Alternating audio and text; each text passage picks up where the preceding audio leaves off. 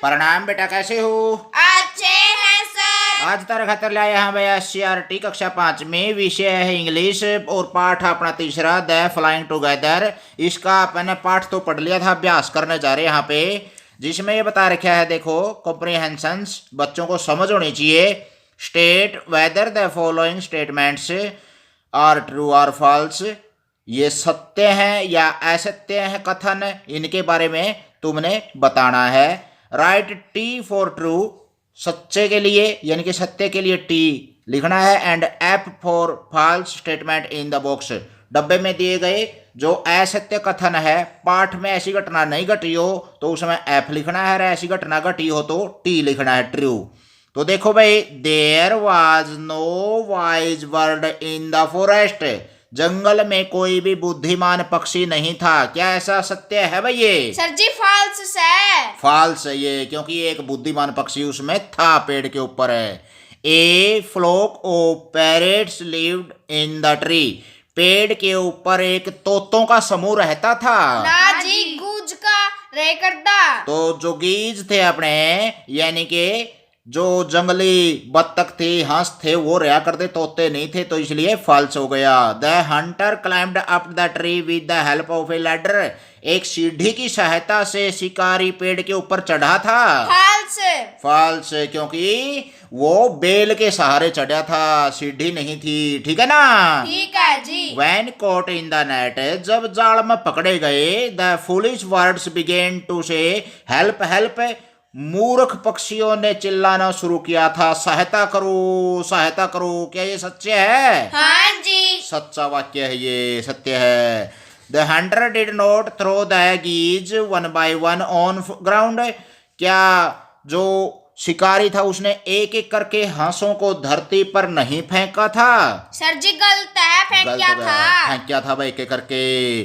The wise old bird helped the foolish birds to escape, बचने में जो बुद्धिमान जो पक्षी था उसने मूर्ख पक्षियों की सहायता की। हाँ जी सत्य है यो कथन। उसी ने अपनी बुद्धि के बल पर बचा लिया था, नहीं तो ये तो गिर गए थे भाई जाल में।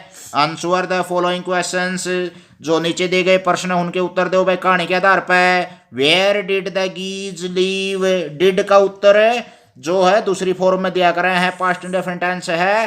पहली फॉर्म हमारी है या इसका दूसरी फॉर्म बनानी है, क्योंकि डिड आ रहा है। तो जो हंस थे वो कहाँ रहते थे बताओ भाई? The geese lived in a forest.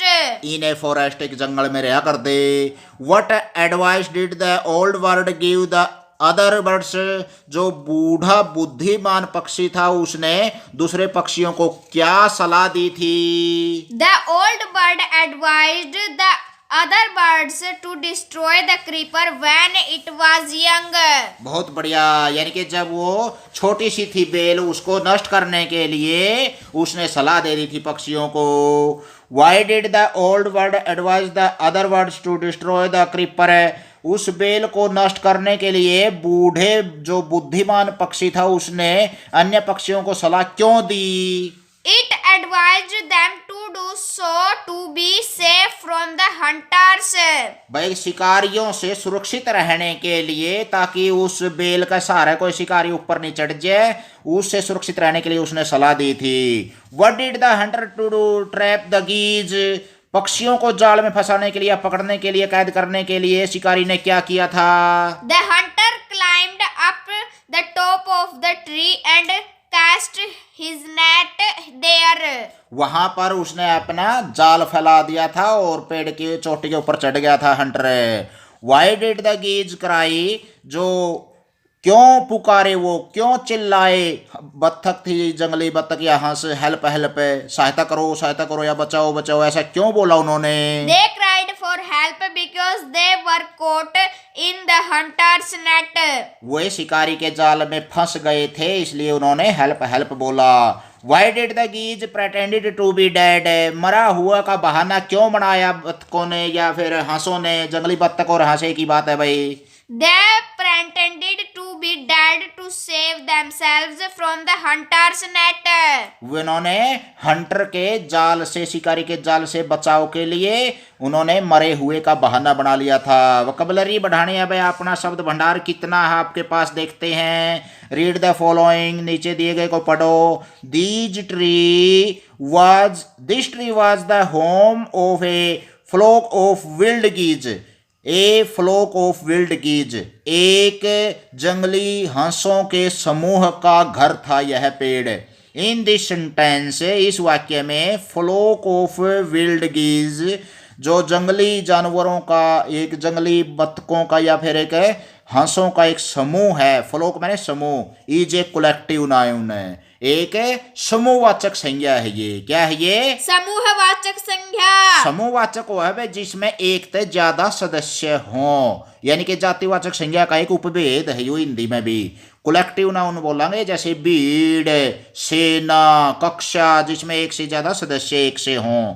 Fill in the blanks with the appropriate collective nouns from the box. डब्बे से दिए गए जो एक कलेक्टिव नाउन है, समूहवाचक संज्ञा है, उनसे खालिस्तान भरने हैं। द खालिस्तान ऑफ प्लेयर्स, जो खिलाड़ी हैं, is trying hard to win the game, खेल को जीतने की बहुत कठिन कोशिश कर रहे हैं, कठोर परिश्रम कर रहे हैं। किसके खिलाड़ी हैं वो? टीम के, कॉलोनी के, बंच या पैक या क्राउड या स्वार्म, आर्मी, बंडल, हर्ड या ग्रुप के?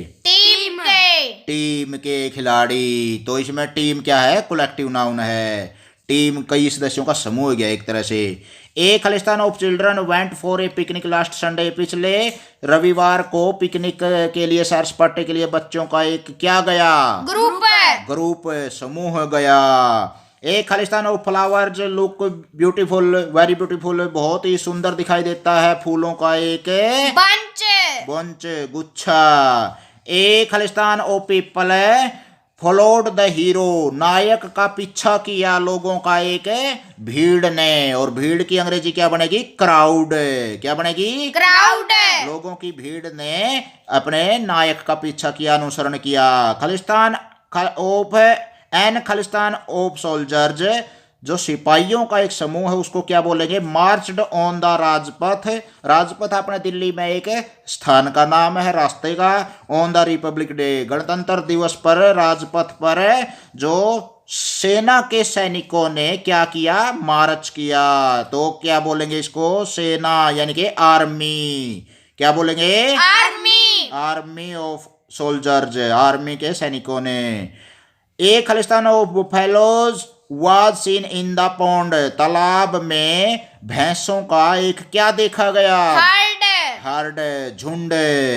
खालिस्तान ऑफ बीज has made a hive in the tree, पेड़ के ऊपर एक छत्ता बना दिया है मधुमक्खियों के झुंड ने, समूह ने। स्वार्म आ जाएगा बीच में। Khalistan of books in lying on the table, मेज पर पुस्तकों का एक पैक गट्ठर रखा हुआ है। इसी तरह से और पे the woodcutter asked his sons, लकड़हारे ने अपने पुत्रों से पूछा, टू ब्रिंग, लाने के लिए, ऑफ स्टिक्स, छड़ियों का एक बंडल, यानी कि बंडले बोलेंगे, गट्ठर बोलेंगे लाले। खालिस्तान ऑफ एंट्स, चींटियों की एक, is the place where ants live, जहां पर चींटियां रहती हैं वहां चींटियों की क्या होती है? एक बस्ती होती है, कॉलोनी बोलेंगे। ठीक है जी। Write new words from the following words, जो ये शब्द दिए गए हैं उनसे कुछ नए शब्द बनाने हैं। By removing the first letter, पहला वर्ण हटाते हुए, जो कैसे PRICE है तो P हटा सकते हैं, इसका RICE बच जाएगा। राइस मैंने चावल हुआ है। फिर R भी हटा देंगे, ICE बच जाएगा। ICE मैंने आइसक्रीम होती है जैसे। तो first letter in the each case, प्रत्येक जो इसमें दे रखे हैं उदाहरण है, हर एक शब्द का पहला या दोनों शुरू के वर्ण हटाते हुए, one has been done for you, एक आपके लिए करके दिया गया है। SMALL स्मॉल, स्मॉल मैंने छोटा, S कट दिया, MALL माल, और फिर M भी कट दिया, ALL आल। इसी तरह प्राइस मैंने मूल्य होता है ना, हाँ जी, और पी कट गया तो क्या आएगा? राइस। राइस। राइस चावल है, और आइस क्या होती है? बर्फ। कुल्फी चूसा करो नहीं? हाँ जी। चूसनी नहीं चाहिए, वैसे नुकसानदायक हुआ है। स्टेबल है, एस कट गया टेबल है, फिर एस और टी कट गया तो एबल है, ये भी शब्द होता है सार्थक, ये भी सार्थक शब्द होता है। स्टोन है, सर जी एप्पल मैंने क्या है? योग्य समर्थ। स्टोन है, एस कट गया टोन बन गया, और फिर ओ एन ई वन बन गया, टी भी काट दिया तो इस तरह से सार्थक शब्द बनाने हैं। Blink, link, ink, chair, hair, air, strain, train, rain, cheat, heat, eat. यानी कि शुरू के एक या दो वर्ण काट दिए, इसमें दो वर्ण कट रहे हैं, इसमें एक वर्ण कट रहे हैं, तो सार्थक शब्द बन जाएंगे। ठीक है भाई? ठीक है जी। Pick out words from the lesson which are opposite in meanings to the following words and write them in the space provided। नीचे दिए गए जो खालिस्तान है उसमें उनको भरना है, जो शब्द हैं इस पाठ में आए हुए उनके ऑपोजिट मीनिंग लिखने हैं। जैसे डोमेस्टिक होता है घरेलू, जो आप घरा पाला पोसा पालतू, और विल्ड होता है जंगली, इसका विपरीतार्थी अर्थ हो गया ये, यानी कि ओपोजिट हो गया ये, विलोम शब्द हो गया ये। अलीव डेड, जीवित मृत, स्ट्रॉन्ग टेंडर, शक्तिशाली नाजुक, रिमेंबर फॉरगेट, याद करना और भूल जाना, सेव बचाना, डिस्ट्रॉय नष्ट करना, बॉटम तलहटी, टॉप ऊपरी हिस्सा, चोटी, अर्लियर पहले के, लेटर बाद के, फ्रंट सामने, बैक पीछे, थिक पतला, थिन थिक मोटा और थिन पतला, स्लोली क्विकली धीरे से जल्दी से। कर लोगे भाई? हाँ जी कर लेंगे। आगे है भाई चुनु ग्रामर के बारे में बात करेंगे। Read the following in the evening the geese returned home. शाम को जो हंस थे वो घर लौटे। They did not notice the net, उन्होंने नेट को नहीं देखा, जाल को नहीं देखा। As they flew into the tree they were trapped, जो ही वे पेड़ के अंदर घुसे उड़े तो वे कैद हो गए। In the sentences the word in bold are prepositions. एक तो बोल्ड मोटे अक्षरों में क्या है? इन, और एक के देर क्या है? इनटू। इनको कहते हैं भाई प्रीपोजिशन। क्या कहते हैं? प्रीपोजिशन। यानी कि हिंदी में जो कारक विभक्ति हुआ करें हैं एक तरह से ने, को, से, में, पर, के लिए, तो ये सारे उसी टाइप के हैं। Here in is the preposition of time. यहाँ पर समय की प्रीपोजिशन क्या है? इन। जैसे इन द इवनिंग, शाम को, समय के बारे में बता रखा है। And into the preposition of place, और स्थान की प्रीपोजिशन यानी कि कारक विभक्ति क्या है? इनटू। स्थान बता रखा है भाई, इनटू माने के अंदर जाना, गति करके जाना। तो some of the prepositions of time and place are used as shown below. नीचे दी गई कुछ समय की और स्थान की प्रीपोजिशन दिखा रखी हैं। देखो भाई, समय की प्रीपोजिशन क्या क्या होती है? जैसे एट 5 o'clock 5 बजे, एट नून दोपहर को, इन जुलाई जुलाई में, इन द मॉर्निंग सुबह, ऑन संडे रविवार को, ऑन दिवाली दिवाली पर। तो ये क्या है? ऑन लगता है किसी भी दिन के साथ, किसी त्योहार के साथ। इन लगता है महीने के साथ। एट जैसे नून के साथ लगेगा, या समय के जो टाइम दे रखा हो, ओ क्लॉक बजे दे रखा हो। और इन the morning in the evening इन लगता है इसमें। प्लेस होता है भाई जगह, जैसे एट द कॉर्नर कोने में, एट बस स्टैंड पर, इन करनाल बड़े शहर के लिए इन लग गया करस है। इन द गार्डन बगीचे में, ऑन द वॉल दीवार के ऊपर या दीवार पर, ऑन ए पेज पृष्ठ पर, इस पृष्ठ पर जैसे कोई चीज़ हो। तो ये ऑन होता है स्थान के लिए, एट भी स्थान के लिए, और इन होता है किसके लिए? ऑन। वैसे इसमें भी आया ऑन, लेकिन कुछ समयों में जैसे संडे आ गया तो उसमें ऑन आएगा। लेकिन इसमें जैसे कोई चीज़ के ऊपर, कोई जैसे दीवार के ऊपर है कोई वस्तु रखी है, मेज के ऊपर रखी है, तो भी ऑन आएगा। तो भाई कुछ इन की और कुछ ऑन की प्रीपोजिशन करी अपन है, उसी के आधार पर कुछ ये वाक्य दे रखे हैं, ये भरने हैं अपन है। Fill in the blanks with the suitable prepositions of time and place. समय और स्थान की सही प्रीपोजिशन के साथ उचित खालिस्तान में स्थान भरने हैं अपन है, शब्द भरने हैं ये प्रीपोजिशन के। माई बर्थडे फॉल्स, मेरा जन्मदिन पड़ता है, खालिस्तान जून 10 जून को। और किसी भी महीने के साथ कोई तारीख है तो उसमें क्या कर रहा है? ऑन। ऑन जून 10 ऑन आ जाएगा भाई। और अकेला 10 नहीं होता तो इन जून है जर जून में पड़ता है, लेकिन एक दिन का नाम दे दिया, इसमें ओन आ गया। क्रिसमस ऑलवेज कम्स, क्रिसमस हमेशा आता है दिसंबर, केवल महीने का नाम आ गया ना, 1 तारीख का नाम को नहीं आया नहीं, हाँ तो इसमें क्या होगा इन। इन। जैसे look Khalistan the picture, Khalistan page 2 के ऊपर है, यानी कि ओन आ जाएगा, और लुक के बाद एट आ जाएगा, लुक एट द पिक्चर, तस्वीर को देखो पेज 2 पर।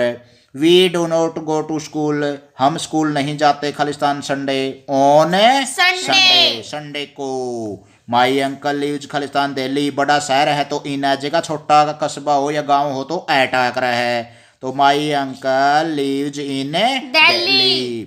आवर स्कूल स्टार्ट्स खालिस्तान 8:30 बजे AM, 8:30 AM है तो एट आ जाएगा, एंड क्लोजेज एट 2:30 PM है, और 2:30 बजे छुट्टी होती है, तो दोनों में एट भर देंगे।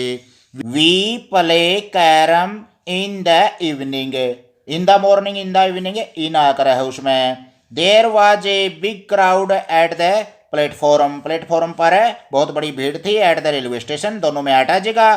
पर आई टुक ऑफ माई क्लॉथ्स, मैंने अपने कपड़े उतारे, and jumped into the pound, कहीं गति करके अंदर जाना हो तो इनटू आकर है, तालाब के अंदर कूदाक मार गया। Hang this picture on the wall, दीवार के ऊपर इस तस्वीर को टांग दो तो ऑन आ जाएगा। समझ में आया भाई? हाँ जी है, तो क्या समझ में? तो ये सारे अपनी प्रीपोजिशन हैं। Look at the following sentences, the statement given in inverted commas are the words spoken by someone, किसी के द्वारा ये बोले गए शब्द हैं। जैसे do you see the creeper, क्या तुम उस बेल को देखते हो? ही सेड टू देम, उसने उनको कहा। Why must we destroy it, हम इसको नष्ट क्यों करें? Asked the gaze in surprise, आश्चर्य में उन्हें हंसों ने उससे एक पक्षी से पूछा था। डोंट मेक ए फस नाउ, अब उपद्रव मत करो, शैतानी मत करो। Sad the wise old bird, बुद्धिमान बूढ़े पक्षी ने कहा। तो इसमें देखो भाई, किसी की कही गई बात है वो कोमे के अंदर डाल रखी है। देखो 2 इन्वर्टेड कोमेज बोला कर इन्हें, ये 66 और 99 की तरिया हैं, बंद हुए हैं, शुरू हुए हैं, और ये पहला अक्षर बड़ा हुआ कर इसमें किसी की वक्ता की कही गई बात को जो का तो कहना अवतरण चिन्ह या उद्धरण चिन्ह बोला कर है इसने। पुट इन्वर्टेड कोमाज, ये इन्वर्टेड कोमाज लगाने हैं नीचे दिए गए वाक्यों में, एंड कोमा भी लगाना है। In the sentences given below and rewrite the sentences in your notebook, और अपने अभ्यास पुस्तिका में दोबारा लिखने हैं। जैसे that teacher said open your book, अध्यापक ने कहा अपने पुस्तक खोलो, तो इसमें क्या आ जाएगा? इसमें उरा तो आ जाएगा कोमा, और ये हो जाएंगे कोमे शुरू, और ये कोमे बंद हो जाएंगे भाई। The doctor said to me, doctor ने मुझसे कहा, कोमा ला देंगे, और ऊपर 2 कोमे शुरू, लेकिन पहला अक्षर क्या आ जाएगा? बड़ा, कैपिटल आ जाएगा। ओपन का ओ बड़ा और टेक का टी बड़ा। A glass of milk daily, 1 गिलास दूध का हर रोज पियो, डॉक्टर ने मुझसे कहा। Let's make salad said Dinesh to his friends, तो इसमें जो लेट्स मेक सलाद ये कोमे के अंदर आ जाएगा, और said Dinesh to his friends, तो इसमें ये कोमे यहाँ लग जाएंगे, और उसके बाद सैड वाला ये बाद में दे दिया इसने। और माई फादर सैड, मेरे पिता ने कहा, you must think before you speak, तुम्हें बोलने से पहले सोचना चाहिए। तो क्या आ जाएगा? कोमे बंद, कोमे शुरू यहाँ पर, और ये कोमा आ जाएगा भाई, यू का वाई बड़ा आ जाएगा। ठीक है? ठीक है जी। डोंट प्ले इन द सन, धूप में मत खेलो, तो इसमें कोमे बंद और ये कोमे ये शुरू हो जाएगा, कोमा लग जाएगा। सैड माई मदर, मेरी माता ने कहा। तो भाई ये इन्वर्टेड कोमाज आपको चाहिएंगे, आगे narration active voice passive voice करोगे ना, उसमें बहुत ज़्यादा काम आएंगे आपको भविष्य में, ग्रामर सीखते समय। ये अवतरण चिन्ह बोलते हैं जिनको वक्ता अपने कही गई बात को ज्यों का त्यों इसमें उंडेल दिया जाता है।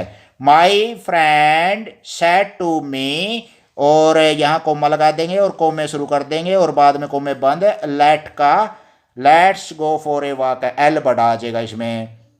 Please give me a glass of water sad my mother brother, तो इसमें क्या आ जाएगा? सैड से पहले ये कोमा, और कोमे बंद, कोमे शुरू में शुरू आ जाएंगे। और do you like to play hockey, ये कोमे के अंदर बंद हो जाएगा सारा न्यू का न्यू। आस्क्ड द टीचर, अध्यापक ने पूछा। किसी वक्ता की कही गई बात को कोमे के अंदर रखा जावा, कहने का मतलब ये है। इन्वर्टेड कोमाज बोला करा अवतरण चिन्ह। Rearrange the words to form meaningful sentences, सार्थक वाक्य बनाने के लिए आपने इन शब्दों को दोबारा जचाना है। One has been done for you, एक आपके लिए करके दिया गया है। Remember that a sentence always begin with a capital letter, याद रखो कि हमेशा कोई भी वाक्य कैपिटल लेटर यानी कि बड़े वर्ण से शुरू होता है। फॉर वेट मी, इसका एक सार्थक वाक्य क्या बनेगा? वेट फॉर मी, मेरे लिए इंतजार करो। और वेट का डब्ल्यू बढ़ाया जाएगा। आर प्लेइंग दे फुटबॉल, वे फुटबॉल खेल रहे हैं, तो दे ये क्वेश्चन मार्क लगा रखा है ना। आर दे हेल्पिंग वर्ब पहला लग जाएगी, करता था। आर दे प्लेइंग फुटबॉल, और पीछे से क्या लगा देंगे? Question mark. Sun the bright shining is, तो क्या हो जाएगा? सूर्य चमकीला चमक रहा है, यानी कि बहुत तेज धूप वाला है। तो भाई क्या लिखेंगे? The sun is shining brightly. There जो ये शब्द है वहाँ बिग ए ट्री, तो was there a big tree, question mark है। इज वेरी इट स्मॉल, तो it is very small. I catch shall the ball, तो shall I catch the ball, question mark लग जाएगा। प्रश्न पूछ रखा है क्या मैंने बॉल को पकड़ा। वर्क इन पेयर्स, जोड़ों में काम करना है। Ask your friends to the following questions. When do you get up, आप कब उठते हैं? अपने साथियों से पूछो भाई, फिर वो जवाब देगा कितने बजे उठे है। 8 बजे उठा है, 5 बजे उठा है, 4 बजे, 6 बजे, 12 बजे। Which TV programme do you like the most, तुम कौन सा टीवी का कार्यक्रम पसंद करते हो? कौन से कार्टून पसंद है, सीरियल पसंद है, समाचार हैं, बता देगा अपना साथी। व्हेन डू यू प्ले, तुम कब खेलते हो? साथियों से पूछो। 2 बजे, 4 बजे, 6 बजे। How many members are there in your family, आपके परिवार में कितने सदस्य हैं? 5, 7, 8, 10, 12, 15, 20, जो बता देगा। When do you go for shopping, आप अपने जो माता पिता के साथ या जैसे बाजार में जो कोई दुकानदारी के लिए, खरीदारी के लिए कब जाते हैं? तो व्हाट इज योर हॉबी, आपकी क्या अपनी मनपसंद कार्यक्रम है, क्रियाएं हैं, या आपकी पसंद क्या है? खेलना या स्टोरी लिखना, याद करना, पढ़ना, जो भी है, पत्र लिखना। What kind of food do you like and why, कौन सा भोजन आप पसंद करते हैं और क्यों पसंद करते हैं? पूछो अपने साथियों से। कर लोगे? कर लेंगे जी। When do you sleep, तुम कब सोते हो भाई? 7 बजे, 8 बजे, अकबर टेलीविजन देख के 11 बजे। तो सारी बातें इसमें करनी है। Listen the story carefully and answer the following questions, तो भाई एक कहानी है जिसमें किताब के आखिरी ही में कुछ कहानियाँ दे रखी हैं, और वो जो 26 पेज वाली कहानी है वो ये दे रखी है ये रही, और ये कहानी पढ़ के उसके उत्तर देने हैं। Listen a story about A princess, एक राजकुमारी के बारे में कहानी है। A little princess lived in a big palace, एक बहुत बड़े राजमहल में एक छोटी सी राजकुमारी रहती थी। शी हैड ब्यूटीफुल क्लॉथ्स, उसके पास बहुत ही सुंदर कपड़े थे। लवली टॉयज, सुंदर खिलौने थे। एंड बेस्ट फूड, और बढ़िया उत्तम बड़ी श्रेष्ठ भोजन था। इन the palace she was always sad, जो महल है उसमें क्या थी? वो हमेशा उदास रहती थी। She went to the forest one day, एक दिन वह जंगल में गई। There she heard the sound of wind, उसने हवा की आवाज़ों को सुना, तेज हवा बह रही थी। तो देयर शी सा द क्लाउड्स पासिंग बाई, वहाँ उसने जो प्रकृति का नज़ारा लिया, मतलब है यानी कि बादलों को पास से गुजरते हुए देखा। द वाइट फ्लावर्स, सफ़ेद फूलों को देखा। एंड द ग्रीन ग्रास, और हरी घास को देखा। She found the everything was beautiful, उसने पाया कि हर एक चीज़ बहुत सुंदर थी। She laughed and laughed on seeing the beauty of nature, प्रकृति की सुंदरता को देखकर वह हंसी और हंसी। तो she was not sad any longer, और वो अधिक समय तक उदास नहीं रही, क्योंकि पहला तो महल में रही थी, उसने बोला कि मैं दिखा ही कौन करता प्रकृति की चीज़, और अब वो प्रकृति की चीज़ों से घिर गई, चौगरदे से हंस गई, खुश हो गई। तो अब प्रश्न है कुछ, where did the princess live, कहाँ रहती थी? महल में रहती थी। कर देंगे? हाँ जी। तो she lived in a palace. What are 3 things that she had in the palace, 3 चीज़ें क्या थी उसके पास जो महल में होती थी? The 3 things she had are beautiful clothes, lovely toys and best food. बहुत बढ़िया, श्रेष्ठ भोजन था, खिलौने थे और कपड़े थे।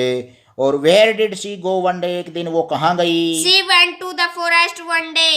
डिड का उत्तर दूसरी फॉर्म में दिया करें, पास्ट इंडेफिनिट टेंस है भाई, गो की दूसरी फॉर्म वेंट बन जाएगी, she went a forest one day. What did see in the forest, see in the forest, उसने एक जंगल के अंदर क्या क्या देखा था।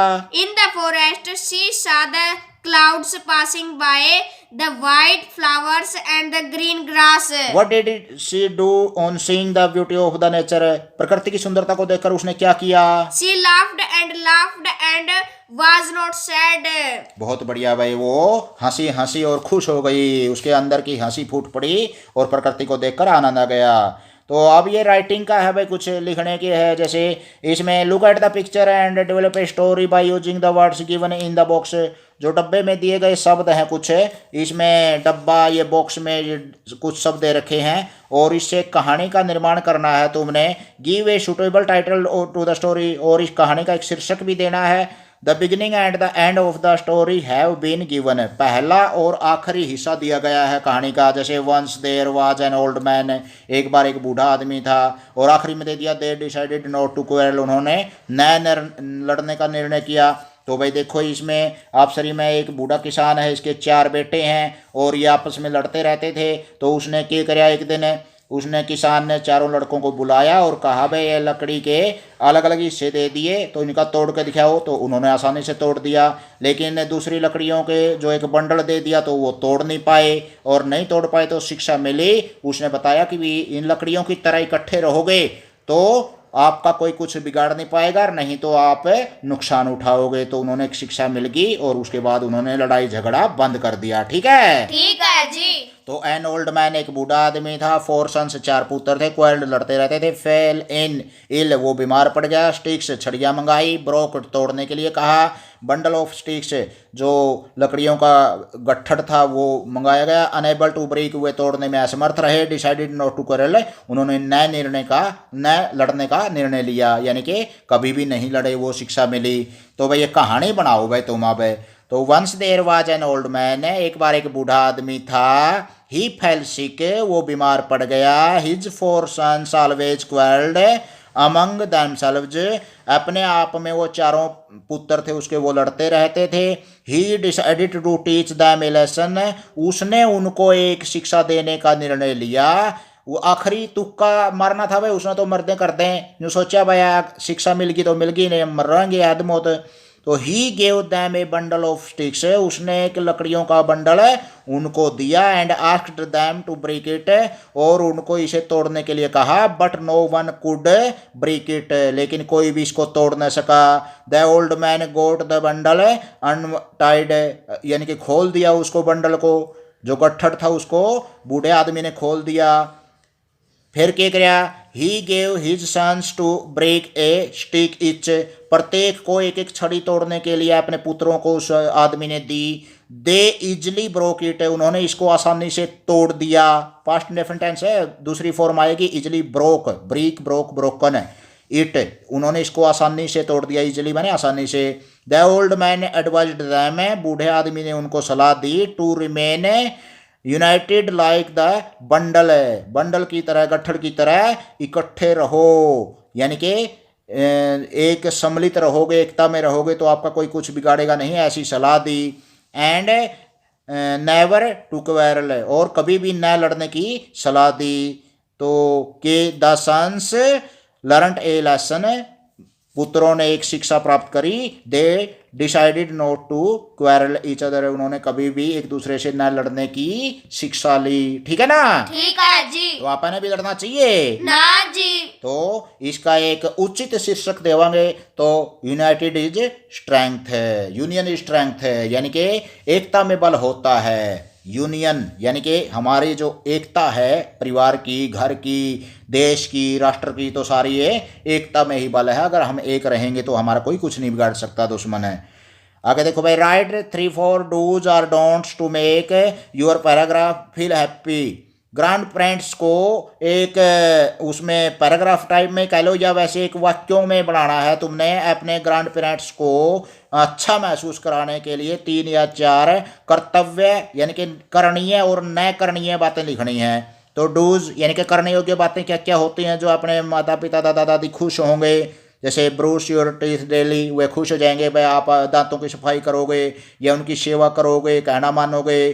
Take a bath daily, clean your nose, या ओबी योर एल्डर्स, और या फिर डू योर होमवर्क डेली। तो सारी बातों का आप उनका कहना मानोगे, गृह कार्य करोगे, साफ सफाई रखोगे तो खुश होंगे। और डोंट्स, नेवर टेल लाइज, कभी भी झूठ मत बोलो, ये डोंट हो गया, न करणीय हो गया। जैसे don't spoil the school walls, दीवारों को मत गंदा करो, स्कूल की जो दीवारें हैं अपने। डोंट प्लक फ्लावर्स, कभी भी फूलों को मत तोड़ो। या फिर डोंट टीज द एनिमल्स, किसी भी पशुओं को मत सताओ। ठीक है ना? ठीक है जी। Discuss in groups value of team work, team work की क्या महत्ता है, यानी कि टीम वर्क में हमें क्या कीमत है उसकी। सर जी हम एकता में बलो है, एकता में बलो हुआ है, क्योंकि इकट्ठे आपे जो काम कर सका है वो अलग अलग नहीं कर सकते। और प्यार प्रेम बढ़ता है उससे, एक परिवार होगा, संगठन होगा, तो उससे हमें खुशी खुशी से अपना जीवन बिता सका है। और आगे है भाई असेसमेंट है, कुछ पार्ट 1 से 3 लगा, कुछ पहले भी इसमें करवा चुका हूँ मैं। ये who is rushing to the school, ये पहली वीडियो है मेरी, पहले और दूसरे पार्ट की, उसमें देख सकते हैं। स्कूल की ओर कौन दौड़ रहा है, why is the boy glad, क्यों खुश है बच्चा। How did hill tribes look upon the forest, उन्होंने जंगलों की ओर क्यों देखा, जो जंगली कबीले थे, क्योंकि वो उनके पास ही रहते थे, जानवरों के पास, जंगलों में ही। Who are responsible for the destruction of the forest, पेड़ों की, जो जंगलों के नष्ट करने के लिए कौन रिस्पॉन्सिबल है, सिविलाइज्ड पीपल थे, आया था ये। Where did the geese live, कहाँ रहते थे, जंगल में रहते थे। What did the hunter to do trap the geese, क्या किया था उसने जो उनको हंसों को कैद करने के लिए जाल बिछाया था। आ लिया ये सारी बातें, हाँ जी। ठीक है नहीं। और words related to the given words, जो फॉरेस्ट है इससे संबंधित शब्द क्या क्या हो सकते हैं, ट्रीज है, एनिमल्स हैं, ये हो जाएगा। जू में भी क्या मिल जाएगा, जैसे मंकी है या फिर अन्य जानवर हैं, पक्षी हैं, ये आ जाएंगे। करवा रखे है भाई पिछली, आप 2-3 वीडियो देख सको हो। एक पैराग्राफ लिखना है, जू के ऊपर विजिट करिए आपने चिड़ियाघर की, और उसके ऊपर पैराग्राफ पिछली वीडियो में आप देख सकते हो।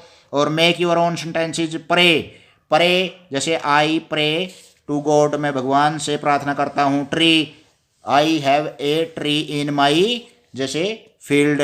Glade, I am glad to see you, I am glad to meet you, आपसे मिलकर खुश हूँ। क्लाइंब, चढ़ना, the monkeys climbing on the tree. My birthday falls on आ जाएगा भाई इसमें, ठीक है नहीं। क्रिसमस ऑलवेज कम्स, दिसंबर में इन आ जाएगा, महीने का नाम आ गया। हैंग दिस पिक्चर ऑन आ जाएगा। The frog jumped the pounder into the pound, ठीक है। ठीक है जी। ले भाई ये पाठ हो गया पूरा। इसी तरह फिर चक्कर मारियो यूट्यूब चैनल रिकेश कापड़ों पर, पहली से लेकर 5वीं तक का सारा सिलेबस दे रखा है। इसी तरह ये बोलो बच्चों, जय हिंद। जय